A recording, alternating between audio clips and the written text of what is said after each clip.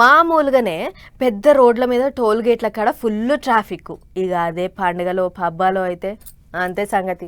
ఎంత లేదన్నా గంటకు మీదనే పడుతుంది టోల్ గేట్ దాటాలంటే. ఎందుకంటే స్కాన్ చేయాలన్నాయే, డబ్బులు కట్ కావాలన్నాయే, బండి ముంగటికి పోవాలన్నాయే, మళ్ళీ అంత పొడుగుతోని లైను. ఇక బండి ముంగటికి కదలేదు ఎప్పుడు చెప్పుర్రి.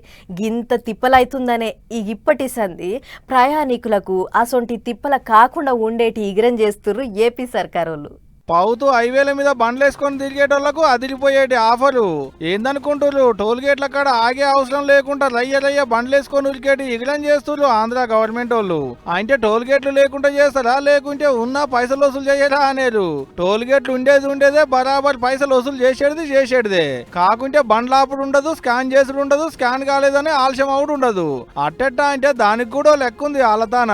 150 కిలోమీటర్ల రోడ్డు మీద బండి ఉరికినా బండి నెంబర్లు, ఫాస్టాగ్ స్కానర్లు, ఫోటోలు కొట్టేటి కెమెరాలు పెడతారట టోల్ గేట్ల కాడ. ఇంకేముంది, ఆటోమేటిక్ గా కెమెరాలే ఫోటోలు కొడతాయి, పైసలు కటింగ్ చేస్తాయి. హైదరాబాద్ బెంగళూరు హైవే మీద ఆంధ్ర ఏరియాలో 3 దుక్కులు చేస్తారట ఇటువంటి సౌలతు. హైదరాబాద్ నుంచి బెంగళూరు పోయేటితో వల్ల నేషనల్ హైవే 44 మీద కర్నూలు జిల్లా అమకతాడు, అనంతపురం జిల్లా కాసేపల్లి, శ్రీ సత్యసాయి జిల్లా మారూరుకి 3 దుక్కుల టోల్ ప్లాజాలున్నాయి. మొదలుకి 3 టోల్ ప్లాజాల కాడకి కొత్త ఉపాయం చేస్తారట. అటెంకాడ పనితనం చూసి అన్ని దుక్కుల్లో ఇదే ఉపాయం చేస్తారట. అంత మంచిగానే ఉన్నది కానీ ఒకళ్ళ బండ్ల మీద ఫాస్టాగ్ లేకపోయినా ఉన్న దాంట్లో పైసలు లేకపోతే ఏంది కథ అంటారా? దానికి కూడా లెక్కుంది. మళ్ళా నెంబర్ ప్లేట్ ఫోటో కొడతారు, ఇంటికి పైకంతో నోటీసులు పంపిస్తారు. 3 వద్దులగా పైకం కట్టకుంటే డబల్ ఆఫర్ ఉంటది. అంటే డబల్ పైకం వసూలు చేస్తారు అన్నట్టు. ఇక ఇన్నారు కదా అన్నలో, మీ ఫాస్టాగ్ అకౌంట్ లో ఎప్పటికీ పైసలు ఉంచుకోరి.